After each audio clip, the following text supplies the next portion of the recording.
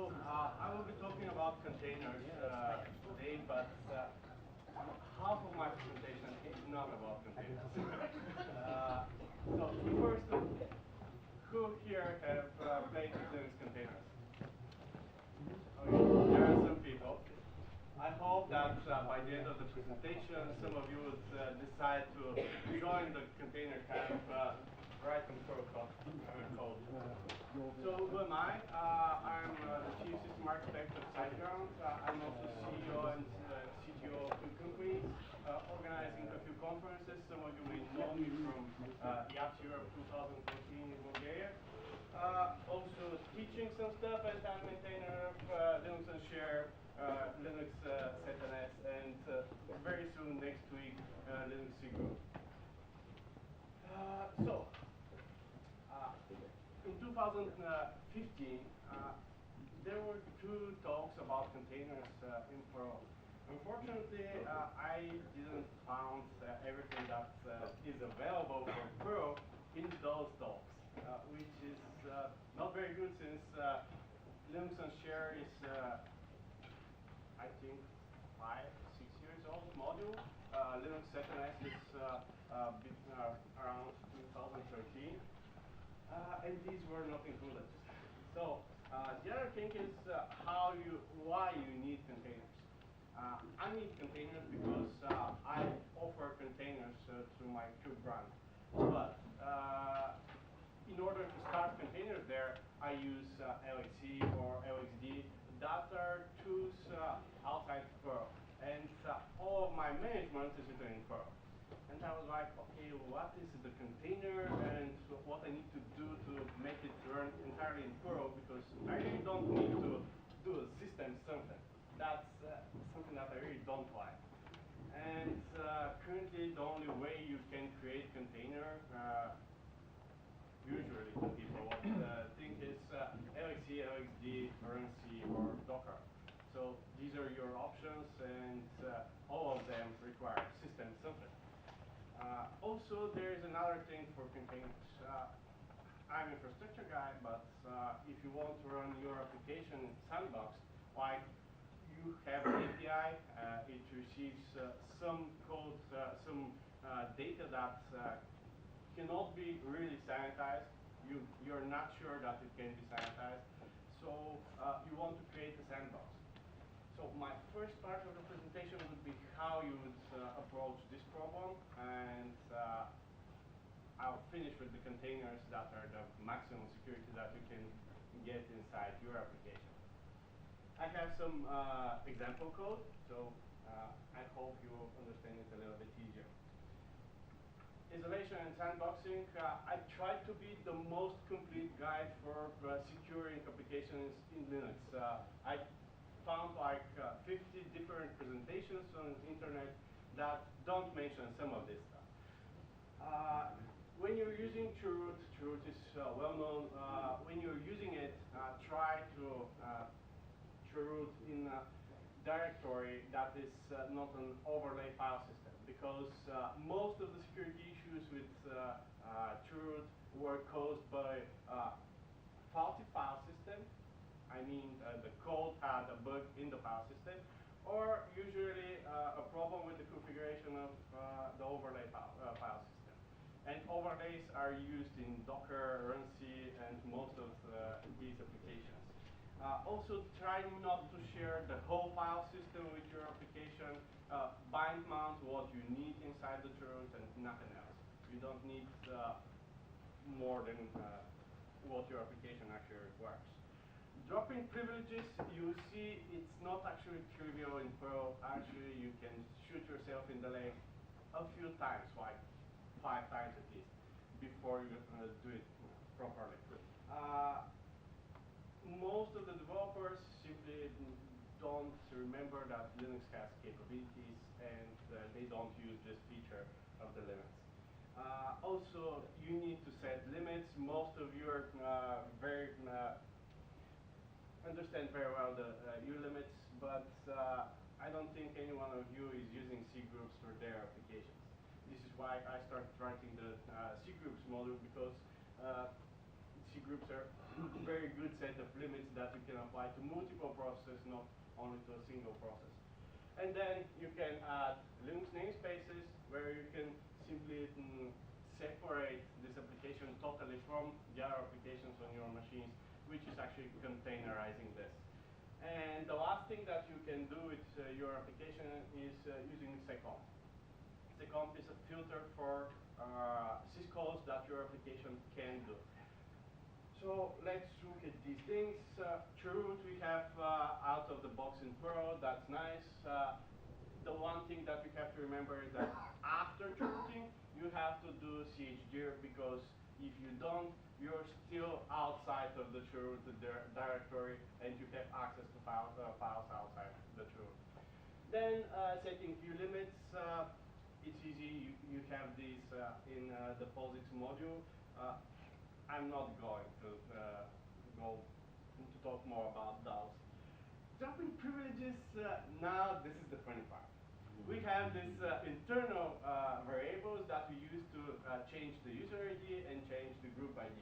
And unfortunately, some people mistake the effective user ID with the running user ID because they're so close on the keyboard.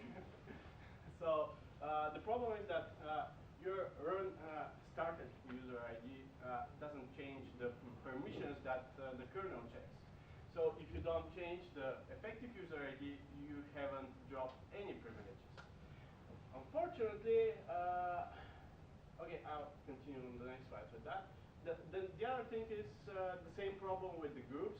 And most of the processes, if you start a program on Linux, you don't have a single group. You have like 5 at least groups that your user account is a part of.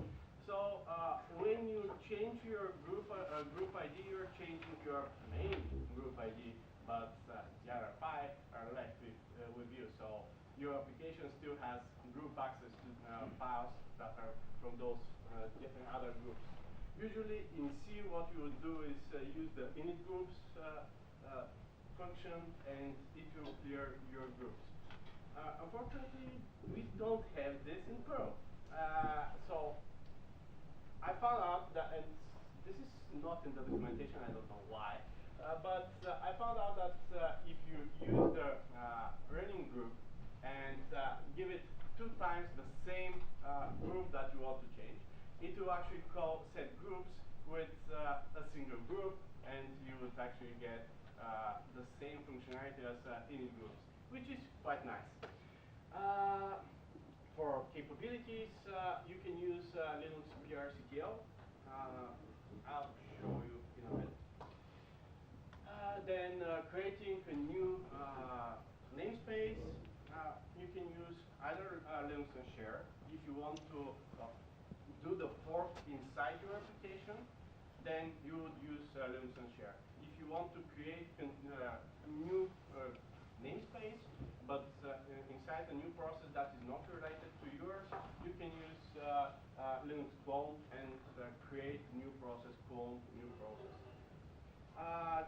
If you want only to enter in a namespace, like you already have 10 containers inside your on your machine, what you want to do is enter one of those containers, like only its network namespace or IPC namespace, and execute some command like connecting to the socket of MySQL inside of that. You can use Linux containerize, and these are very, very easy. If you want to create a control group, you would use Linux cgroup. Currently, you would probably create the directory, initialize the control group, and a lot of other stuff in order to actually use that cgroup. Linux seccomp rules, you can use the Linux seccomp module, so we have this inside Perl right now. The proper way to actually drop your privileges would be something like this. You would first create the control group. A lot of the stuff has to be done before you actually drop your privileges. So some of these stuff can be changed. But for example, why we're creating the control group before chrooting? Because the control group would be at usually mounted at sysfs cgroup, which is okay, but after you chroot, you don't have sysfs cgroup. If you bind mount that inside your chroot, you're exposing a lot of the kernel to the user. So this is something that you don't want to do. This is why you first create the control group outside of the chroot. If you want to create other directories for your application, you have to do that before you drop the privileges. Then you're setting the ulimits. When you do this, if, for example, one of the limits is for number of processes that you can have on one machine, when you set these limits and your application, you already have reached the limit, this will stop your application. This is why I'm setting the limits second. Maybe you can swap them first, so you can exit right away without doing any stuff on your file system. Then you're chrooting. Then you may want to drop some of the syscalls that you want to do, you want to allow to the process, and you can drop some of the capabilities or all of the capabilities. I have an example for dropping capabilities, I think, in the presentation, so you would understand why. Then you are creating the namespaces. After that, you're in completely different Linux namespace. This means that if you have created with Linux Unshare all of the new namespaces, you don't have IPC connectivity to the host machine, you don't have networking to the host machine, you don't have file systems from the host machine, your process ID is different from the one you see on the host machine, your user ID may be 0 even though you're not root, and you can do a lot of other stuff there. So when you do this, you're a completely different system now. Your application sees completely different system. And then you should drop your groups. So what was it? Parenthesis,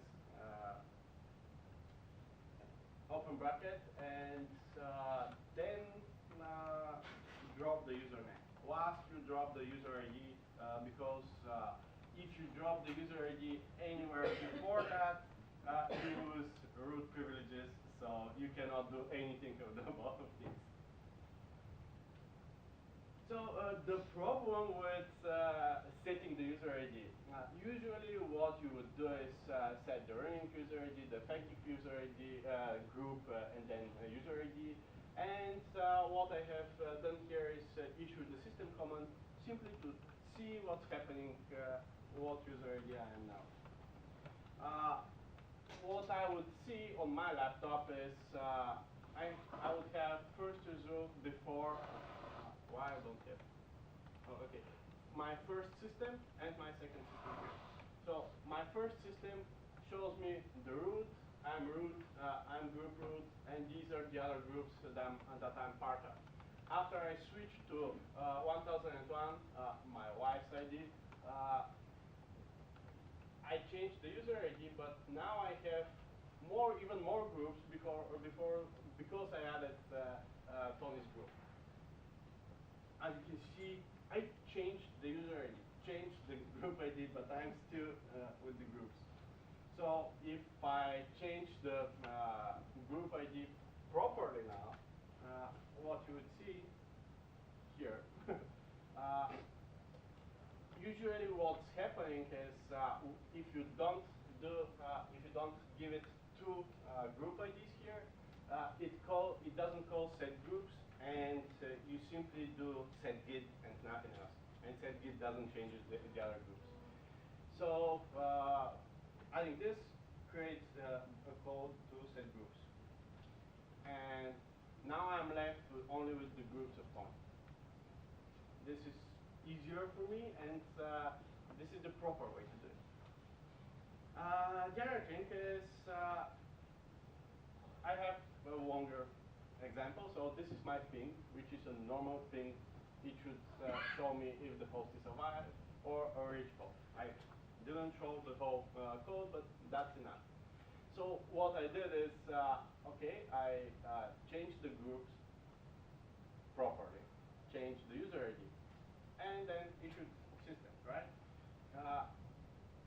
happening here is that I see that I cannot access the socket. The next ping has a check for the effective user ID currently. I had to remove it just to show you this example, so usually you wouldn't reach this part. But after removing that, you see that you cannot create the role socket. This is because you're now user ID 99. And this is the normal user, and it doesn't have the capability capnet role. When you have this capability, you can actually create this socket without having chroot access. So if we add this line here after the system, before the actual ping, and this is using the Prctl, setting the effective capabilities, net role, cap net role to 1. When we have this, we can actually ping. Why? This is a big issue for me because you shouldn't be able to do this. And I'll tell you why. Because now here, your user ID 99. And user ID 99 shouldn't have capability to set capabilities. But it actually did that with user ID 99, and we did the proper thing with the groups, so it's not the groups. The problem is here. When we are setting the user ID, it actually calls set EUE, so effective user ID, the library function set effective user ID. And this function changes your user ID, but saves your previous user ID in the saved user ID. Unfortunately now, your application can go back to root without a problem. And if your application can do it, somebody that is attacking your application also can do it. So this is your case here. If you don't actually use set UID directly to clean the saved user ID, you're fucked. So in order to do it properly, you need to include the setuid function from the POSIX module, because it's the only function that actually calls directly setuid. After you do this,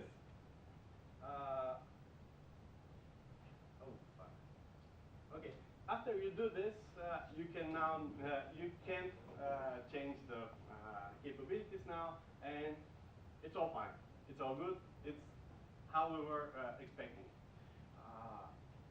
One other thing for capabilities, for those of you that are not used to capabilities, don't know how they work, you have the effective capabilities. This is a bit mask that combines all the capabilities that you have. Usually, root has all of the capabilities, usually.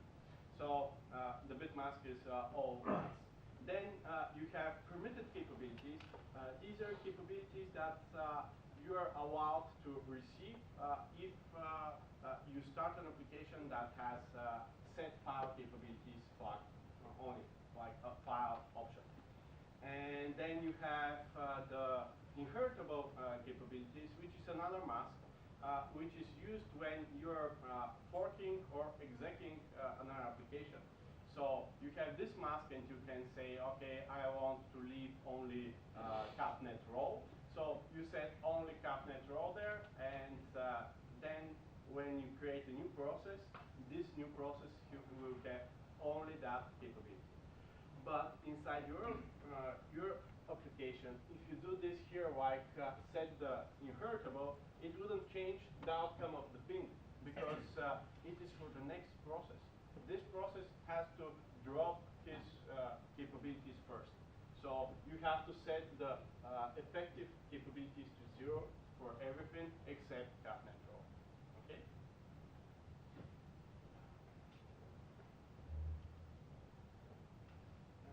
Okay, so I'm skipping the example for ulimit, and it should say second here. Sorry. Okay. And we are continuing now with the containers part, right? creating namespaces with Perl and control groups with Perl. Usually what you would have is a parent and child process. And when you create a namespace, this becomes a little bit of a problem, because, for example, if you create a new mount namespace in the child process, now the child cannot see any file that the parent can see. If you haven't mounted before that, bind mounted some of the file system to the new chroot that this child process sees, you cannot actually, from the child, you cannot see any file. If the same happens for every namespace, like if you create a socket in the parent and expect to access it from the child, Unix socket, you cannot, because when you switch to the new IPC namespace, this socket doesn't exist at all. Like these numbers here, these are internal numbers from the kernel for the namespaces that you're currently using. So if these are not the same numbers on both of your processes, you don't have access to this information. Networking. If you create a new network namespace, keep in mind that you would only have, you wouldn't have any interfaces there. You have to create interfaces like rootback, you have to create ETH0, you have to create routing inside of that. Currently in Perl, we don't have libraries for this, which is something that I really hate, and I'm working on that also. Because in order to configure the network interface inside this new network namespace, I have to issue IP root commands. And this is only system, system, system, system. And Perl is not system, right? This is not very good. PID namespace and user namespace. For the PID namespace, for example, if these are the PIDs inside on the host machine, inside the PID new namespace for the child, your process ID can be completely different. Like it can be 0, it can be 1, it can be any other PID number. So all of this is a problem of communication between the parent and the child. And when you create a container like with Docker or LXC or LXD, the problem is that it's even bigger, because these parent and child are not actually parent and child. You have to separate your application in two. You have to have a daemon on the host machine, a daemon on the client inside the container. You have to think about some TCP/UDP connection between those, simply to make them talk. So this is a very big problem. Yep. Yeah. Also, when you change the PID namespace, you cannot even send signals to this process, which is very, very, very bad. Okay, so if we don't unshare all of the namespaces, this process can actually access different parts of your operating system. Like if you haven't created a new network namespace, it still has access to the network on the same host. So, for example, if you want to run your application on the same port in different containers, and if you haven't created a new network namespace, after the first application binded, for example, to port 80, every other application wouldn't be able to do it. The same goes for sockets and shared memory and stuff like that. Now, what we had missing in Perl. First, list of supported namespaces. I'm adding this in the next release of Linux Unshare. I'm not sure if I should put it there or create a new module, but listing all the namespaces that you currently support. Your kernel can be configured to only have, for example, user namespace or network namespace, but not all 5 of the namespaces that we have. I think maybe 6. So if you want to see what you are supporting, you have to cut this file. It's obviously easy to open the file in Perl. Also, if you want to see what control groups you support, there are CPU sets, CPU memory, block I/O, network COS, and a lot more. If you want to see what the current kernel supports, you have to open this file. In the Linux cgroup module, you simply call cgroup list, and it tells you now what control groups you currently have. Also, when you're creating a new cgroup, you actually have to create a directory with, inside the mount of the cgroup. There is different way of mounting the cgroups. One is to mount all of the cgroups in a single directory and create subdirectories with different cgroups. Or you can mount only, for example, CPU set in one directory, memory in another directory, block I/O in third directory. And when you create one directory in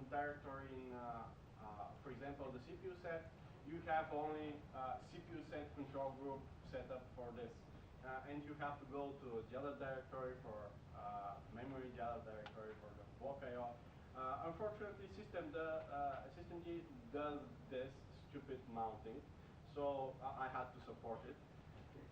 It's easier when all your files are in a single directory like this.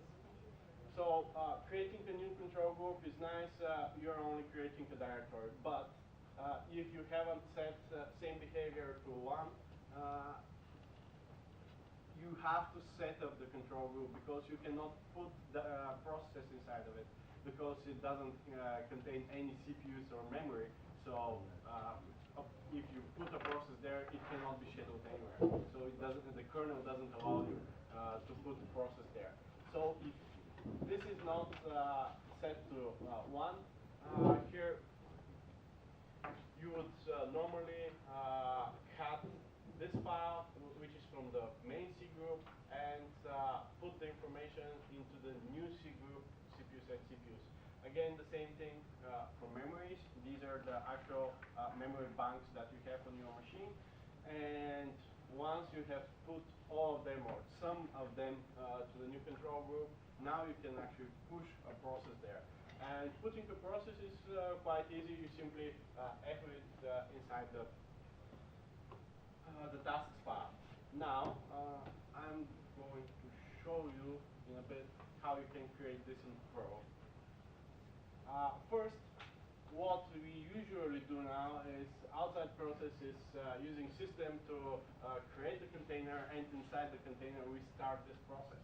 The problem here is that even if your application is the only thing that resides in this container, you would use LXC create your Docker, which is a daemon that is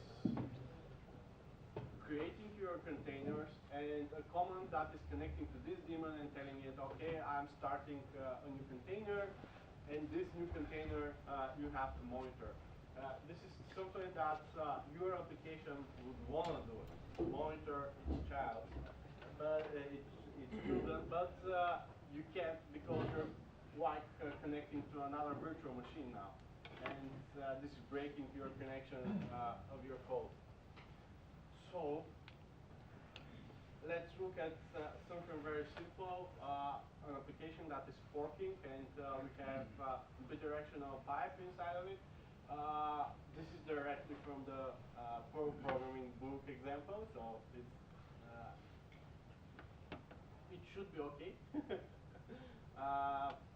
Then, in the child here, what we have done is the first one, after the else, the first line is from the book, and then we initialize a new control group, which is actually doing the make dir inside C group, sys fs C group, and creating the demo1 directory. It automatically checks if you have enabled the same behavior, and if you haven't, it automatically gets all CPUs and memories from the previous C group, the topmost C group, and it initializes your demo1 C group. Then you simply print the process ID, your process ID in the tasks file. I'm using the move pit function because obviously you would be able this way to move a process from one C group to another C group, and you don't need to have another function only to issue your own pit to another file.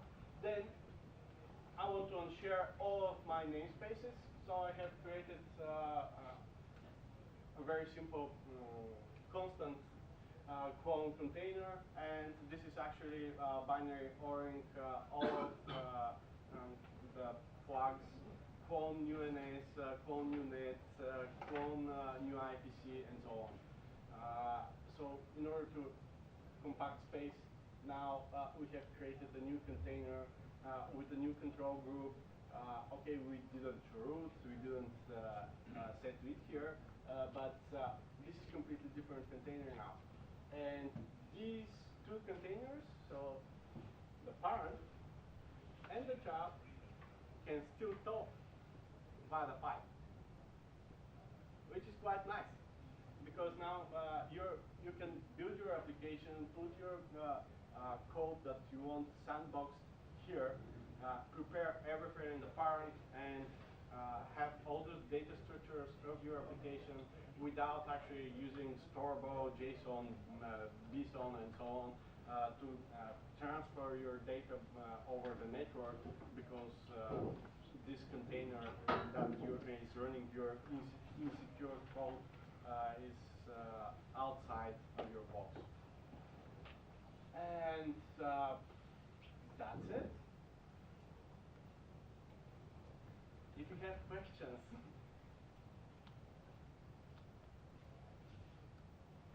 Really, no questions? I once did a similar thing, and one of the things I found out is if you separate the processes, I mean, the problem is if you have a server starting from, which should not be root, and then you need to become root in order to do all these nice things again. So you need a set UID and script in the middle, which script doesn't work on Linux, so you need a safe wrapper. But the first thing you should do in the Perl side then is to reduce yourself to whatever safe ground and bailout if you don't manage. One of the implications I found is that you can't, you break the, it's a nice model, it works, but if you break the signal chain, though, because you can't from the parent then to the signal to the grandchild, only you created one. Yeah, so, you can. Have you found a solution for that? No, you can use a bit bidirectional pipe, and that's it. You can talk to your application, but you cannot send signals. One other thing is what I have done for me is when the child is created, it sends its bit, its process ID back to the parent, but from that bit, the parent actually can see which is the child inside the container. Yeah. That's it. The only solution I found is to if a process was hung, I mean completely screwed up, to really send out a second process afterwards to send the cleanup signal. How can it hang up Follow the very same in the beginning of it?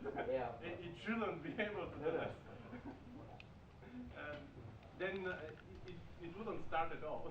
No, but if you have a long-running task, then if you have a long-running task, but if you already know the process ID from the parent, which is still root, you can actually do whatever you want on the child. If the parent is root, yes. Yeah, but you have to leave the parent as root. That's it. Or you can simply leave a few capabilities for the parent. Like in the example I showed, we don't drop capabilities at all, even in the child, but we should. And in the parent, when we're dropping capabilities, we can actually drop only the capabilities that we don't need. And if you need, for example, signaling, it's bad because you would need capsys admin, which is like half of the kernel. still have a few minutes if someone wants to ask a question. I forgot to show you ZNS. ZNS is similar to Unshare. The difference is that you actually enter inside the container. So you have to have a container that is already running somewhere, like your application is running inside one container. This is how you can actually do signaling inside the container. Like you're changing the namespace, the bit namespace, to the one of your application, and you can safely, with normal user ID, like 99, send the signal to your application. So again, this is another way to approach your problem. It's a lot easier with ZNS because you don't need to remember the process ID in the parent, and you are actually in the same namespace, so it's not a problem. You have similar issues with shared memory. For example, if you want to change the certain things in the shared memory of another namespace, you have to enter there. So you would usually have a Docker command or LXC attached, and then you would run a Perl script that you can copy it inside this container, right? Now with Linux ZNS, you can simply do, okay, ZNS to this network namespace of this process, and that's it.